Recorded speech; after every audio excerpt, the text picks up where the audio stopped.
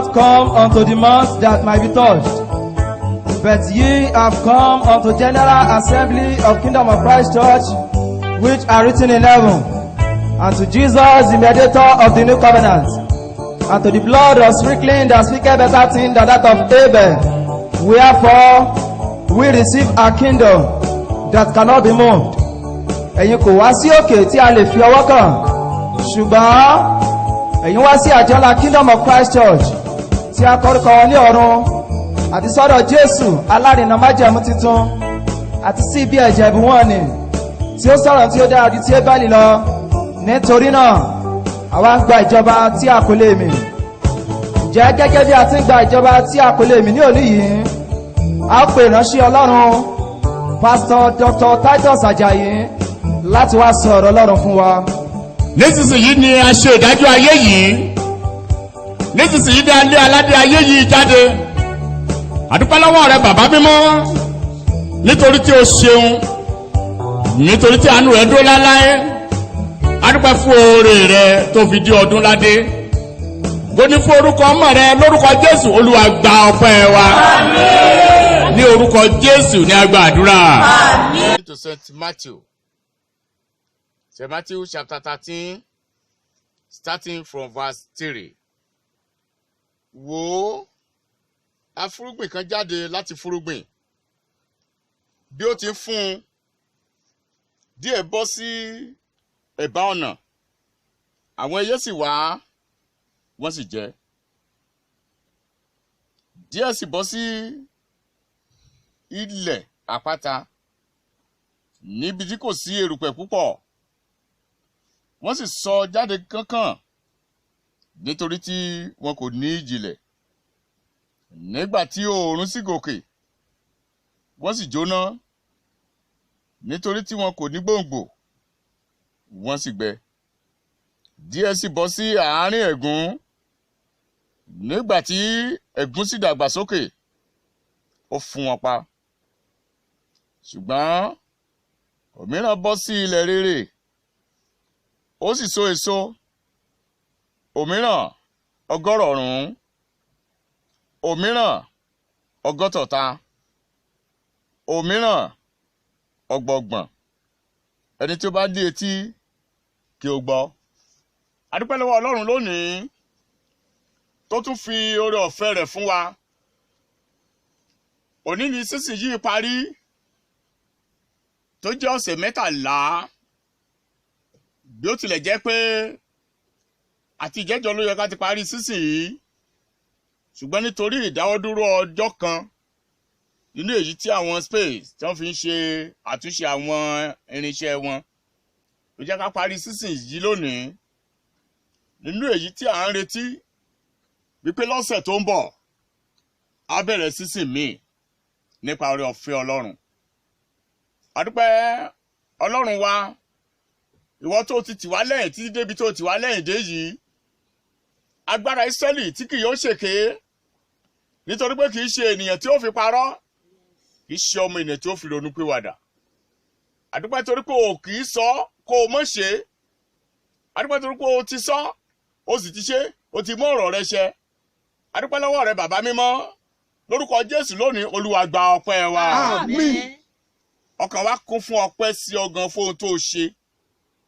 A dúpẹ́ fún prógámù yìí tó gbé kalẹ̀ fún ara rẹ, láti sọ nípa títóbi rẹ àti nípa Jésù ọmọ mímọ́ rẹ. A dúpẹ́ fún o tó fi fún wa. A dúpẹ́ fún arákùnrin tó ń lò nípa ètò yìí láti sponsor ẹ̀ fún wa. A dúpẹ́ fún ohun gbogbo, ìwọ ohun gbogbo tó ti ṣe ohun gbogbo dáradára Ọlọ́run wa ní àkókò tirẹ̀. A dúpẹ́ torí pé o ti ṣe ohun gbogbo dáradára fún wa ní Kingdom of Christ Church. Inú wa dùn, ọkàn wa sì sinmi ní ìrètí. Àgbé ọ̀gá lẹ́ẹ̀kan sí Ọlọ́run wa, ní orúkọ Jésù, Olúwa gba ọpẹ́ wa. Àmín. Gẹ́gẹ́ bí mo ṣe kà fún wa nínú ìwé Mátíù orí 13 ni. Àwọn ohun tó a fẹ́ gbé yẹ̀wò lónìí, ó ní ṣíṣẹ́gun àṣedànù. Ṣíṣẹ́gun àṣedànù. Once again, ṣíṣẹ́gun àṣedànù. Nígbà táwa bẹ̀rẹ̀ sí sọ oríṣi ilẹ̀ mẹ́fà ló wà tí ènìyàn ti máa ń ṣiṣẹ́. Oríṣi ilẹ̀ mẹ́fà ló wà tí ènìyàn máa ń fúrúgbìn sí. Oríṣi ilẹ̀ mẹ́fà ló wà tí ènìyàn ṣe akitiyan sí láyé. Ọ̀kan sì yàtọ̀ sí èèkan, ìkejì sì yàtọ̀ sí ọjọ́ gbà rẹ̀. Mo gbàdúrà lónìí wípé gbogbo agbára tó lè máa mú àṣedànù wọ ayé ẹnì kọ̀ọ̀kan, ẹ̀yin olùgbọ́rọ̀ mi, lórúkọ Jésù Olúwa kó pa wọ́n rẹ́ bẹ́ẹ̀. Olúwa ó kọjá lọ tí òun ti ariwo lónìí. Ọlọ́run wa abẹ́ kó kọjá lọ pẹ̀lú agbára. Gbogbo agbára àṣedànù wọ̀nyẹn ní lórí iṣẹ́ àwọn ènìyàn wọ̀nyí, lórúkọ Jésù Olúwa kó parẹ́ lónìí. Ní ìjẹ́jọ́ mo sọ̀rọ̀ lórí àwọn ìbéèrè táwọn èèyàn ń béèrè tí mò ń kọ wọ́n sílẹ̀. A sọ̀rọ̀ lórí ìkọ̀sílẹ̀. Àwọn èèyàn tó kọ̀ mí again wípé mi ò sọ ní kíkún. Mo dẹ̀ sọ pé it's because of time. 30 ìṣẹ́jú náà ni a rà fún prógámù yìí. A sì lè fi gbogbo 30 ìṣẹ́jú yẹn máa dáhùn ìbéèrè ló jẹ́ kí n gbé kété. Ṣùgbọ́n lónìí ẹ jẹ́ kí n tún sọ̀rọ̀ lórí ọ̀rọ̀ ìgbéyàwó yẹn àti ìkọ̀sílẹ̀. Mo ti sọ fún wa, Jésù Olúwa sọ wípé bí kò ṣe nípa àgbèrè, ìyẹn àgbèrè àti panṣágà, kò sẹ́ni tó lè kọ aya rẹ̀ sílẹ̀ tàbí ọkọ rẹ̀ sílẹ̀. Bẹ́ẹ̀ ni wípé obìnrin nìkan lọ̀rọ̀ yẹn dákàn. Àtọkùnrin àtobìnrin la wà ní abẹ́ òfin yẹn. Kò sẹ́ni tó lè yọ ara rẹ̀ sílẹ̀ torí pé àti ọkùnrin àti obìnrin bákan náà ni wọ́n. Òfin kan náà ni, bí òfin orílẹ̀-èdè náà ni. A lè sọ wípé obìnrin lè pààyàn báyìí kó sì máa lọ, ọkùnrin nìkan ni ò lè pààyàn. Rárá o, àtọkùnrin àtobìnrin ni a wà ní abẹ́ òfin yìí. Ọkùnrin ò lè kọ ọkọ rẹ̀, obìnrin ò lè kọ ọkọ rẹ̀ sílẹ̀. Bẹ́ẹ̀ náà ni ọkùnrin ò lè kọ aya sílẹ̀ bí kò ṣe nípa àgbèrè. Ṣé ìyẹn nìkan ni? Torí Jésù Olúwa sọ wípé ẹni tí a bá kọ̀ sílẹ̀, tí ẹnikẹ́ni bá gbé ẹni yẹn níyàwó, ó lẹ́ni yẹn ti ṣe panṣágà. Àwọn àpọ́sítélì gan béèrè pé ọ̀rọ̀ ọkùnrin le púpọ̀ níbi tá a ti ká fún wa ní ìjẹ́lò. Àwọn mìíràn tí ó tún lè fi kọ ọkọ rẹ̀ sílẹ̀ tún fẹ́ ẹlòmíràn. Ikú tí kú tó bá yà wọ́n nípa, ọkọ tàbí aya kò sí lábẹ́ ìdè lẹ́yìn tó bá ti di opó. Obìnrin widow, ọkùnrin widower. Either of the two tó bá ṣẹlẹ̀ tí kú mú ẹnìkan lọ nínú wọn, and the other party ó ti free, kò sí lábẹ́ ìdè mọ́. Ìkẹta ní fífi kún ti ìjẹ́jọ́, òun ní tẹ́yẹ bá bọ́rìṣà, a Christian sister or a Christian brother tó ti yọ gbàgbọ́, tó ti yọ jẹ́ alábàápín pẹ̀lú ìpè ọ̀run, tó yí padà, tó lọ di abọ̀rìṣà. Irú ẹni bẹ́ẹ̀ lábẹ́ òfin ìwé mímọ́, arákùnrin tàbí arábìnrin ò sí lábẹ́ ìdè lórí ìyẹn. Ẹni tó bá sì wá fẹ́ irú ẹni bẹ́ẹ̀ yẹn, òun náà wà ní ipò abọ̀rìṣà. Ṣùgbọ́n ẹni tí arákùnrin tàbí arábìnrin tó dó nínú Kristi Jésù tó bá fẹ́, Bíbélì sọ pé àtẹ̀sọ àwọn ọmọ wọn di mímọ́ ni. Ṣùgbọ́n Bíbélì sọ pé tí ẹnikẹ́ni bá fẹ́ láti bá irú ẹni bẹ́ẹ̀ gbé, kò sí lábẹ́ ìdè, ó lè má bá gbé. Ṣùgbọ́n kó mọ̀ yọ lẹ́nu, kó mọ̀ fipá mú, kó mọ̀ gbógun tì í wípé kò sáyè kó lọ sí ṣọ́ọ̀ṣì, kò sáyè kó sin Jésù Olúwa, ó mọ̀ bá mi ṣẹbọ ni ó mọ̀ bá mi ṣètùtù. Ẹ jẹ́ kí n dá ẹnu dúró títí di ìgbà mìíràn lórí èyí. Tí béèrè mi bá tún wá, bá máa dáhùn yẹn lóhùn lórí fóònù. Ọ̀pọ̀lọpọ̀ àwọn ìbéèrè náà ni mò ń dáhùn lórí fóònù tí ò nílò kí n gbé wá sórí afẹ́fẹ́. Ṣùgbọ́n torí pé eléyìí kan universal, it affects universal church lónìí. Débi táwọn pásítọ̀ tán kọ aya wọn sílẹ̀, tá ń gbé ìyàwó mínísírì, ìyàwó iṣẹ́ ìránṣẹ́, táwọn ìránṣẹ́ Ọlọ́run lóbìnrin náà tá ń kọ ọkọ wọn sílẹ̀, tá ń ta mọ́ ẹlòmíràn nítorí kí ni wá ní iṣẹ́ ìránṣẹ́. ẹ̀ ń bá ṣe Olúwa jẹ́ ni, ẹ̀ ń bá ṣe Olúwa jẹ́. Olúwa kọ́ ló rán yín, ẹ̀mí inú ara yín, bóyá ti àgbèrè yín tàbí panṣágà yín tàbí ojú ìfẹ́kúfẹ́ yín tàbá ilé ìṣẹ́gun nínú ayé ló sún yín débẹ̀. ẹ jẹ́ ká bọ́ sí bísínẹ́sì tí ò ní. ẹ gbọ́ bí Olúwa ti wí. mo sọ wípé a fẹ́ wò ó ṣíṣẹ́gun àṣedànù. mo sọ lónìí ní orúkọ Jésù Kristi, gbogbo àṣedànù lórí iṣẹ́ rẹ yẹn, ẹ̀yin ọmọléèwé, gbogbo àṣedànù lórí ẹ̀kọ́ yín, ẹ̀yin òbí, gbogbo àṣedànù lórí àwọn ọmọ yín, gbogbo agbára tí ọ̀tá fẹ́ mú wá pé kẹ́ lè máa ṣe àṣedànù, lórúkọ Jésù Olúwa kó pa wọ́n rẹ́ lónìí. mo rán agbára Ọlọ́run kọjá lónìí wípé gbogbo àwọn ilẹ̀ rẹ, oríṣi ilẹ̀ 6 ló wà. àwọn ilẹ̀ rẹ tó ń fúrúgbìn sí, torí Bíbélì wípé irúgbìn tí ìwọ ń fúrúgbìn ni, ó ní irúgbìn lásán ni. ó ní ìbáà ṣe àlìkámà tàbí irú mìíràn, ó ní Ọlọ́run fún un ní ara gẹ́gẹ́ bó ti wù ú. mo sọ lónìí ní orúkọ Jésù Kristi wípé àwọn irúgbìn rẹ wọ̀nyẹn, kí ni irúgbìn yẹn? àwọn wàhálà rẹ, àwọn làálàá rẹ wọ̀nyẹn, gbogbo agbára tó fẹ́ kó jẹ́ àṣedànù, Olúwa yóò lù wọ́n bọ́lẹ̀. àkọ́kọ́, ẹni yẹn fúrúgbìn bí ìwọ bí èmi, bó ṣe fún ní ẹsẹ̀ ìkẹrin, bó ní ó bọ́ sí ẹ̀bá ọ̀nà. púpọ̀ ni mo máa ń mẹ̀tẹ́ wípé kò sí ohun tó mú irúgbìn ẹ̀bá ọ̀nà rárá o. nínú àwọn irúgbìn tó ní quality láyé, irúgbìn ẹ̀bá ọ̀nà ó jẹ́ ìkan lára wọn. gbogbo àwọn nǹkan tó ní quality láyé, nínú àwọn nǹkan tó ní quality ní gbogbo orílẹ̀-èdè, òun lohun tó bá dúró sẹ́bàá ọ̀nà. bí àpẹẹrẹ, ilẹ̀ tó bá wà ní ẹ̀bá ọ̀nà, lójú ilẹ̀ tó wà ní ẹ̀gbẹ́ títì, ó níye lórí ju eléyìí tó wà ní inú lọ, torí accessible wà ń bẹ̀ láti débẹ̀, láti jágeere. shop tó wà lẹ́gbẹ̀ẹ́ ọ̀nà, bóyá tó wà lẹ́gbẹ̀ẹ́ títì, ó wà valuable, ó níye lórí, ó ní kéèyàn attraction, ó ní fífọkàn jíròrò, ó ní fífa ọkàn mọ́ra ju eléyìí tó wà ní inú ahoro lọ. ta ló fẹ́ sọ mi wípé àwọn èso àti irúgbìn tó bọ́ sí ẹ̀bá ọ̀nà wípé ó ní ìvù ni, tàbí bóyá ẹ̀bá ọ̀nà ló ní ìvù? rere pọ̀ nínú ẹ̀bá ọ̀nà, mi ì tiẹ̀ rí ibi kankan níbẹ̀.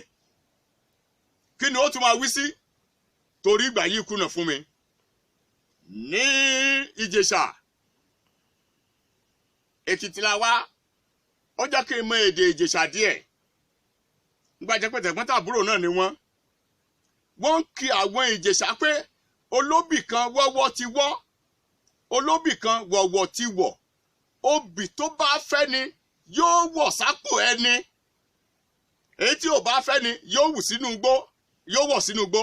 right. ohun tí mo fẹ́ lò ní pé èyí tó fẹ́ ni tí ó wọ̀ sápò ẹni, obì tó wà láàrin inú oko lọ́hùn-ún kò lè wá wọ̀ sínú àpò ènìyàn, obì ẹ̀bá ọ̀nà ni ó wọ̀ sápò èèyàn. attraction, fífa ọkàn èèyàn mọ́ra, fífa ojú èèyàn mọ́ra.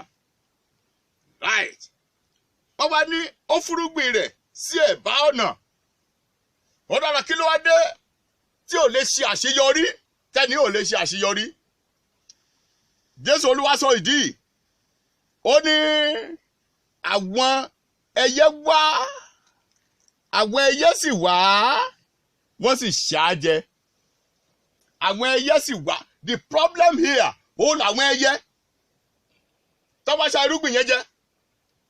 kò sóhun tó mú irúgbìn tẹ́ni yẹn fúrúgbìn rárá kò sóhun tó mú ẹ̀bá ọ̀nà tó fúrúgbìn sí rárá but pọ́blẹ́mù àwọn mẹ́tẹ̀ẹ̀ta báyìí afúrúgbìn irúgbìn tó fún àtẹ̀bá ọ̀nà pọ́blẹ́mù kan oṣù náà jọ ní orí pọ́blẹ́mù ẹyẹ jẹ́ lónìí ọlọ́run ayérayé a ti kọ̀wé rẹ̀ wípé ipa ọ̀nà náà ni ẹyẹ kò mọ̀ àti ojú igúnnugún kò rí rí àwọn ọmọ kìnìún kò kọjá níbẹ̀ àti kìnìún tí ké ramúramù gbogbo agbára kẹgbára wọ̀n ni tí ṣe agbára ẹyẹ ohun tí wọ́n lè fi sọ tán lè pè lẹ́yẹ tán lè fi sọ orí ẹyẹ oyòwù kó jẹ́ tó lè máa sọ iṣẹ́ àwọn èèyàn wọ̀nyí di asán tó lè máa mú kí ìrẹ̀dànù kó wá lórúkọ Jésù Olúwa kó pa wọ́n rẹ́. Àmín. Lónìí mo gbé àpáta ìgbàgbọ́ nínú etí fún máa paná ọ̀fà àwọn ẹni búburú ni mo dúró ní orúkọ Jésù Kristi mo gbé àpáta ìgbàgbọ́ nítorí pé Ọlọ́run ti fi ọ̀rọ̀ rẹ̀ sí yìí àní ọ̀rọ̀ ẹ̀mí àti ìyè jẹ́ mo rán ọ̀rọ̀ ẹ̀mí àti ìyè sí àwọn agbára ẹ̀mí wọ̀nyẹn tí wọ́n ṣe lòdì nínú ayé rẹ àwọn ẹyẹ búburú tí wọ́n ṣa ògo àti ọlá àti akitiyan rẹ jẹ lórúkọ Jésù Olúwa kó lù wọ́n bọ́lẹ̀. Àmín.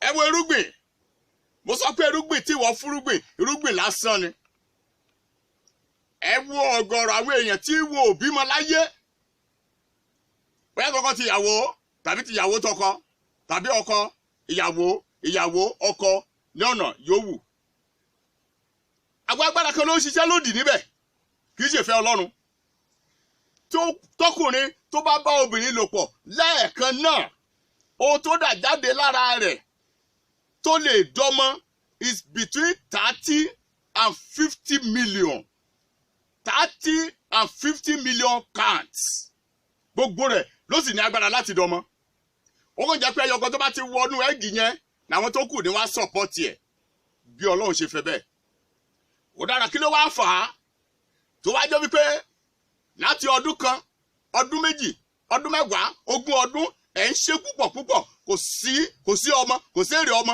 nígbà tó jẹ́ pé the count that amount of 30 between 30 and 150 million lójoojúmọ́ ní gbogbo ìgbà bóyá kan lọ́sẹ̀ bóyá kan lóṣù agbára kan ló dé agbára àwọn ẹyẹ yìí náà ni wọ́n bá lè gbéra kán yí ara wọn padà the power of incarnation tí wọ́n gbé wá láti ọ̀run wá yẹn tán lè yí padà di anything tán lè yí padà sọ́ra wọn tán lè dà tán lè yíra padà sí ohunkóhun ó sì wà nínú wọn ẹnu ìwà ọ̀run tí a gbà kúrò lọ́wọ́ àwọn the fallen angels àwọn áńgẹ́lì tán ṣubú ó ní agbára ìwà mímọ́ kò ṣeé ṣe fún àwọn ẹ̀mí òkùnkùn láti hùwà mímọ́ ìwà ọ̀run nìyẹn the divinity Ọlọ́run mọ̀ gbà yẹn sọ́run yàtọ̀ sí yẹn agbára láti yí padà ní the power of incarnation ó sì wà nínú wọn náà but alas nígbà tí wọ́n bá dé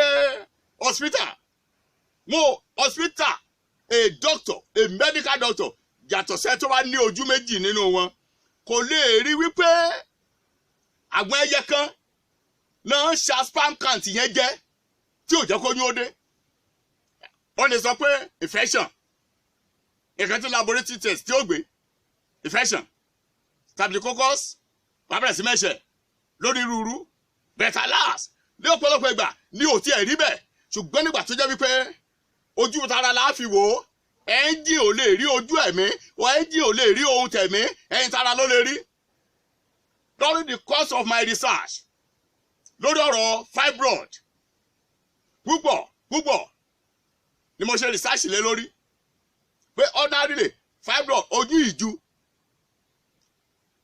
mo mọ̀ sọ láàbí tí wọ́n ti ṣe lecture àwọn nǹkan tí kóbìnrin ó mọ̀ jẹ bí kó mọ̀ mu minerals kó mọ̀ jẹ white flour and white flour product kó mọ̀ jẹ ẹran bí àwọn ẹyin kó mọ̀ jẹ nítorí irúfẹ́ àwọn nǹkan wọ̀nyí right síbẹ̀ ó sì tún kù nígbà tí mo wọnú ayé ẹ̀mí mo rí wípé fibroid ẹyin pẹ́pẹ́yẹ ni pẹ́pẹ́yẹ yóò sì wọnú obìnrin yẹn yóò sì yé ẹyin sí in the spiritual world right Ọlọ́run ayérayé ó di ọwọ́ rẹ lónìí. Bíbélì sọ wípé èmi ó sì ṣí ogun àríwá àwọn ìjìnlẹ̀ kúrò lọ́dọ̀ yín, èmi yóò kọjú rẹ̀ sí òkun àti ẹ̀rẹ̀ sí òkun Gábáṣì, ó ní orú búburú rẹ̀ yóò sì gòkè lọ nítorí tí ó ti ṣe ohun ńlá. Mo sọ lónìí, gbogbo àwọn ogun tó ń jà ọ́, tó ń jà ìdáwọ́léṣe rẹ, tó ń jà iṣẹ́ ọwọ́ rẹ yẹn, lórúkọ Jésù Olúwa kó run wọ́n lónìí. Ọlọ́run ayérayé adẹ́kọ̀ọ́ ṣe wọ́n bí àjà, gẹ́gẹ́ bí àkékù koríko níwájú afẹ́fẹ́, gẹ́gẹ́ bí iná ti máa jó igbó, gẹ́gẹ́ bí ọ̀wọ́ náà ti máa mú òkàrà lágbiná, gẹ́gẹ́ bí ìgbín tí a tẹ̀rẹ̀, gẹ́gẹ́ bí ìṣẹ́nu obìnrin. Ní gbogbo agbára tó bá yí àwọn èèyàn wọ̀nyí fínra lórí ìdáwọ́léṣe wọn, lórúkọ Jésù lónìí Olúwa kó run wọ́n lónìí. Lẹ́ẹ̀kan sí sẹ́ni tó gun àti ọ̀run dé ọ̀run àtijọ́, sẹ́ni tó ti pa ikú tó pa ẹni tó ní agbára ikú run. Lẹ́ẹ̀kan sí ìwọ Ọlọ́run mi tó jókòó lórí òbìrí ayé tí gbogbo olùgbé inú rẹ̀ tí wọ́n dàbí ẹlẹ́gà, ìwọ tó ta ọ̀run bí aṣọ títa, ìwọ tó nà wọ́n bí àgọ́ láti máa gbé. Lẹ́ẹ̀kan sí Jésù Olúwa, ìwọ tó ti di ìgbèkùn ní ìgbèkùn, ìwọ tó ti gòkè rí ọ̀run, tó ti di ìgbèkùn ní ìgbèkùn, tó ti fi ẹ̀bùn fún ènìyàn, lórúkọ rẹ mo dúró lónìí. Dípé gbogbo àwọn agbára wọ̀nyẹn èyí tó ń ṣe lòdì sí ìdáwọ́léṣe àwọn èèyàn wọ̀nyí, sí àdúrà wọn, iṣẹ́ làdúrà, irúgbìn làdúrà, wọ́n tó ṣe irúgbìn làdúrà. Èèyàn gbàdúrà ó fúrúgbìn ni. Àdúrà irúgbìn tí ìwọ fún ni, irúgbìn lásán ni, ṣùgbọ́n Ọlọ́run yóò fún ní ara bó ti wù ú. Kí ló dé tí wọ́n bá gbàdúrà títí tí ò sí ọ̀nà àbáyọ? Kì í ṣe Ọlọ́run, ọ̀tá ló ṣe èyí. Gbogbo akitiyan ojoojúmọ́ kọ́, bójú ojí mi ìgbà gbogbo láti kó lọ sí Ìbàdàn. Síbẹ̀ kò sí àbáyọrí kankan. Bíbélì tilẹ̀ sọ nínú ìwé Ágáì, ó ní nígbà táwọn ènìyàn tẹ́ ń retí 100, ó ní wọ́n rí 50, wọ́n retí 50, ó ní wọ́n rí 30, wọ́n retí 30, ó ní wọ́n rí 10, ó ní afẹ́fẹ́ ó tẹ̀ tún fẹ́ 10 àrùn dànù, ó ní ẹni tó gba owó ọ̀yà ó ló gbà sí àjáde àpò. Ọlọ́run èyí kìí ṣe ìpinnu rẹ. Bó bá gbogbo agbára yẹn wí lónìí, èyí tó ṣe bẹ́ẹ̀ yẹn máa ṣe lòdì nínú ayé gbogbo àwọn olùgbọ́ ọ̀rọ̀ mi, lórúkọ Jésù Olúwa kó pa wọ́n rẹ́. Àmín. Lájẹ́ pé mi nílè parí prógámù yìí lónìí, ìyẹn sẹ́ṣọ̀n yìí tó bá di ọjọ́ mẹ́jọ I will continue, torí pé ó kù bí ìṣẹ́jú 5 fún mi. Ẹ jẹ́ kí n sáré tẹ̀síwájú. Wọ́n ní díẹ̀ bọ́ sórí àpáta. Kò sóhun tó mú ilẹ̀ àpáta náà, bó ṣe jẹ́ pé kò sóhun tó mú ilẹ̀ ẹ̀bá ọ̀nà, kò sóhun tó mú ilẹ̀ àpáta rárá, kò sóhun tó mú èso rẹ̀, kò sóhun tó mú afúrúgbìn, kò sóhun tó mú ilẹ̀ àpáta. Bí báwo ni?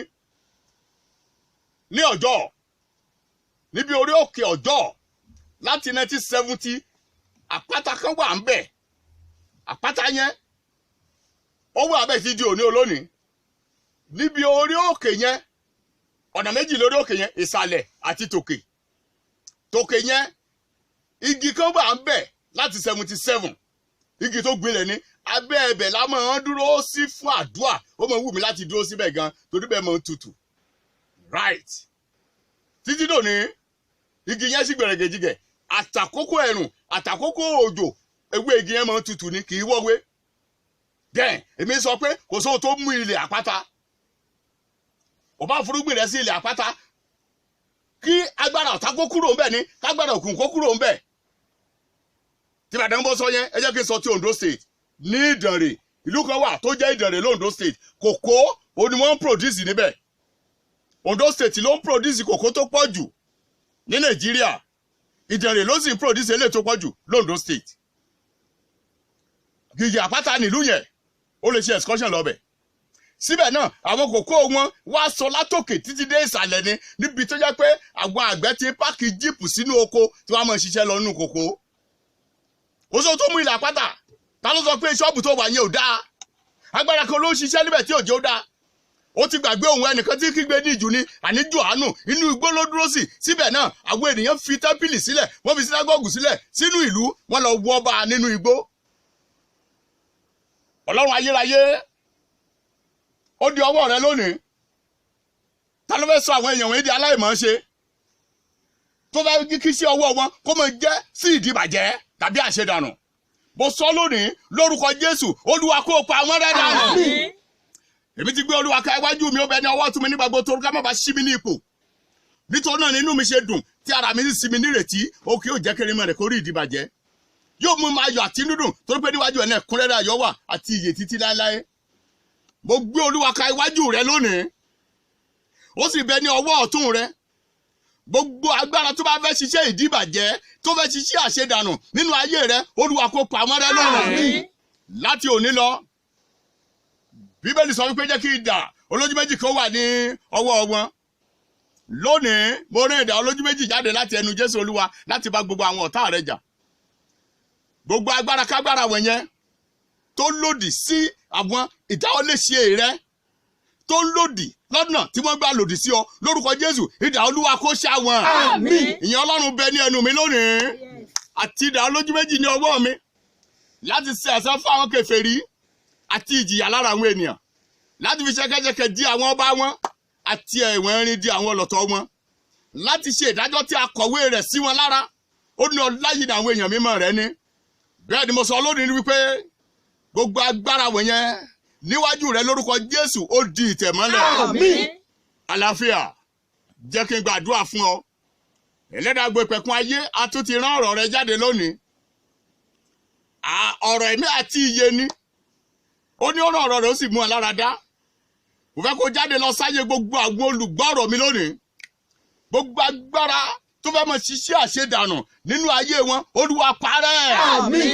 Gbogbo agbára tó fẹ́ mọ ṣe iṣẹ́ àṣedànù nínú ayé rẹ̀, Olúwa kó parẹ́. Àmín. Ògo ni fún orúkọ Olúwa. Oore ọ̀fẹ́ Jésù Olúwa. Àmín. Fẹ́ ti Baba. Àmín. Ti Ọmọ. Àmín. Ti Ẹ̀mí Mọ́. Àmín. Kó máa bá wa gbé. Àmín. Nísìnyí àti láéláé. Àmín. Praise God. Hallelujah. Praise God. Hallelujah. Praise the living God. Hallelujah. Kingdom come into your family, into your business, into our shop. In Jesus' name. Amen.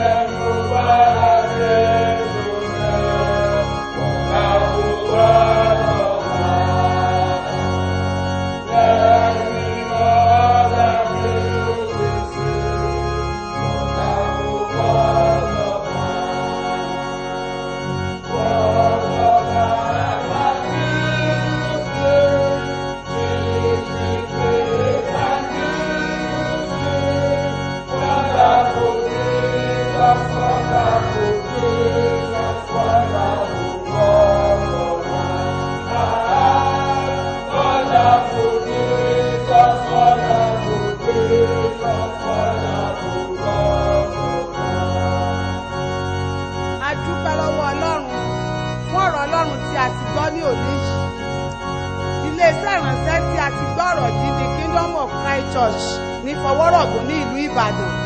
Tí a bá ti bọ̀ láti ibikíbi, kí a sọ̀kalẹ̀ ní Ọlọ́run ṣògo Lagos Expressway, kí a gun ọ̀kadà tó ń lọ sí Olúńlọ́yọ̀ọ́, kí a sọ̀kalẹ̀ ní Jẹ́gẹ̀dẹ̀ Bofast Petrol Station, kí a béèrè ibi tí a ti gun ọ̀kadà Kingdom of Christ Church. Tí ó bá ṣe wípé ọ̀rẹ́ méjì ni a gbà wọlé ọ̀rẹ́ méjì Expressway, kí a sọ wípé à ń lọ sí oríta mẹ́rin. Tí a bá dé oríta mẹ́rin, kí a sọ wípé à ń lọ sí Fọwọ́rọ̀gùn Kingdom of Christ Church, kí a sọ̀kalẹ̀ níbẹ̀. Tí a bá sì tún fẹ́ mọ̀ sí nípa Kingdom of Christ Church, a lè pe ẹ̀rọ ìbánisọ̀rọ̀ yìí 08073200206. Lẹ́ẹ̀kan sí